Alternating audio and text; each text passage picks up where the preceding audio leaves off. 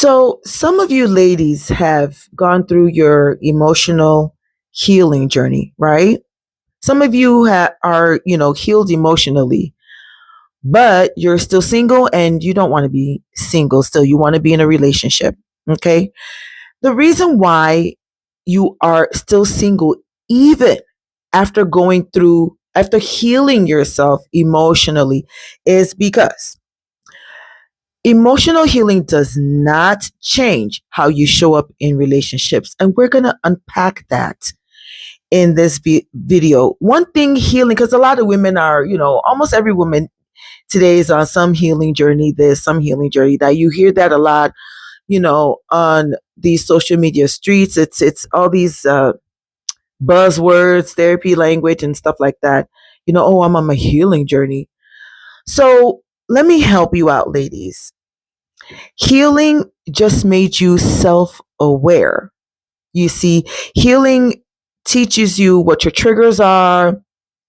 Healing makes you aware of your trauma. Healing shows you what type of boundaries you currently have. Okay. Healing just made you aware. So, and being aware does not necessarily change your character. It does not necessarily put you in a place of, oh, now I'm able to do this. Healing does not make you all of a sudden cooperative in a relationship. Okay?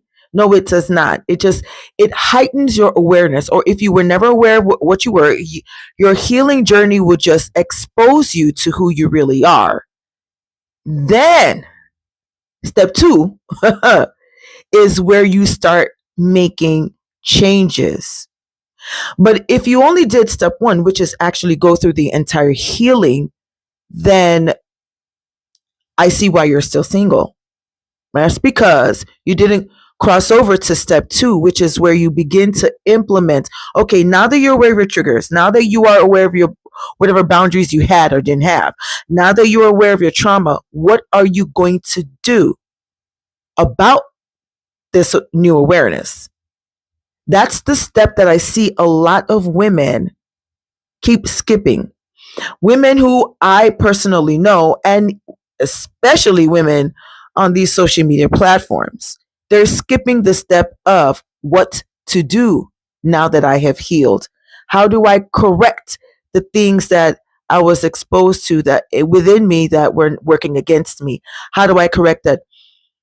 It takes a lot of self or being selfless or whatever to change things. It takes a lot of being true and honest to yourself to change your character. And sometimes knowing who you really are, by the time, your healing journey exposes you to who you really are as a woman, it's scary. So a lot of people don't like to go into step 2, which is, what are you going to do about what you found out about yourself? That's why a lot of people, let me just say a lot of women, because we're talking about women, a lot of women don't regulate themselves emotionally. They found out that, oh yeah, I'm easily triggered, I'm easily this, I'm easily that. But what to do about that? They never go in to learning how to regulate your feelings, regulate your emotions, how to navigate that. There are skills required that you have to practice. It's not that you know the skills and don't use them. You have to literally practice them. That's why healing journeys are very funny in a way, because you have to do all the things. What you found out about yourself, about your character, you need to actually begin to fall into action. Okay. You have to learn how to compromise, because if you want to be in a committed relationship and you have healed, now step 2 is you have to learn how to cooperate. You have to learn how to negotiate terms and conditions with the man that you've chosen to be in a committed relationship with. You have to learn how to regulate yourself emotionally, because you can't just get into you can't be in a committed relationship without knowing that. You see, you have to practice emotional restraint so that you don't keep being triggered. You have to find out, why am I always being triggered, and fix that. You literally have to fix that part. Otherwise, you cannot be in a committed relationship and sustain it. You see, knowing your wounds doesn't mean that you know how to now love someone. You have to learn it, you have to practice it. These are the things, I get it. Women who are into their healing journey, they're always on a healing journey. It's like they never seem to get out of the healing journey and begin to practice the things that would change up their character. It's almost like they're hiding behind. That's how I view it. A lot of women I see are hiding behind the healing journey, because once you step out of healing and like, yes, thank God I'm healed, you now have to, we have to see change behavior. A lot of women don't want to do that because it's a scary thing, because it exposes who you really are. So we just forever say, oh yeah, I'm on a healing journey, and we just never change for the better, for lots of different reasons. Then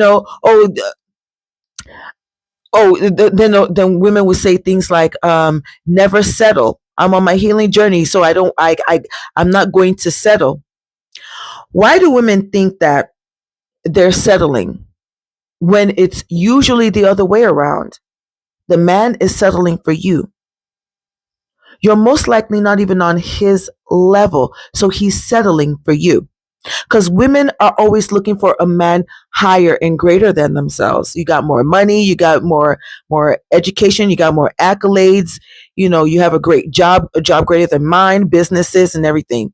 So you're looking up to him, and he's looking. So who is the one settling? That's another thing. Who's the one settling? The men are usually the ones settling for you. These are the issues that women need to learn in 2026, so that they know the things that they should not be doing anymore. That's causing them this everlasting singlehood when they know they don't want to be single. These are the things. Marriage requires you to repair yourself. I can't say that enough. You see, you have to begin to repair the things that your healing journey revealed to you about yourself. You have to learn how to be patient. You have to learn how to be tolerant. Yes, marriage requires a level of tolerance. And if that doesn't sit well within your spirit, then you maybe committed relationship is not for you, because you just go in there and mess things up for the poor guy. You see, these are the things. Marriage requires you to know how to stay married. I know you don't want to hear that, but marriage requires you to know those set of skills that teaches you how to stay married. Staying married does not mean staying put and not doing anything. Staying married does not mean staying in a toxic relationship, because the question would be, why are you even in a toxic marriage to begin with? Because you should not be in a toxic or abusive marriage. You should not be in one of those. So don't come in my comment section talking XYZ. No, we're having an adult, mature conversation here. So you should know things that are implied, even if they are not verbally said. Okay? You have to know how to be humble, ladies. Your healing journey, for the most part, taught you or showed you that you're not humble. You need to learn how to be humble. Pipe down. There's no reason why you should be all, egotistical and inflated. For what reason? Calm yourself down so that you can learn how to be cooperative, and your marriage can be enjoyable to both of you. These are the things. Stop weaponizing your healing and using it to just, talk negatively about men. These are the things I see women doing that's sabotaging their desire for committed relationships. If your healing didn't change your behavior, then you did not heal. You go back.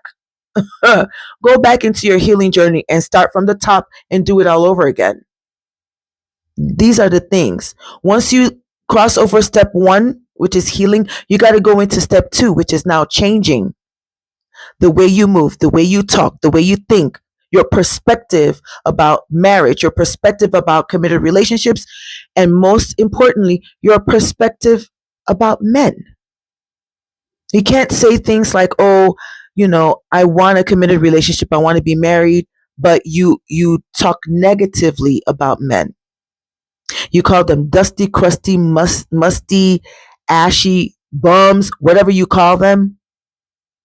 Oh, I don't want to be stuck with somebody's toxic son or somebody's unhealed son. Talking like you're in high school when you're grown-ups. These are the things preventing you from getting into marriage, getting into the type of committed relationship you say you want. It's just these little things that you overlook. Those little things that you overlook, those are the things that count, and those are the things that matter because they end up adding up. You see? And then even though you might be a genuinely nice person, you end up repelling the type of men that you want to be in a committed relationship with because of these little things that just are so appalling. And they end up being so polarizing to men. And men are like, no, I don't want to deal with this type of woman. So ladies, if you cannot be teachable while you're on your healing journey, then your healing journey has either failed you or you're on the wrong healing journey. You need to go back and self-examine and reflect on what you're doing in your healing journey and make sure that you are healing correctly and that you are on the right healing journey. That is all I have for you today, ladies. Drop down in the comment section and let's discuss this healing journey thing and tell me what you think. And I'll see you in the next video.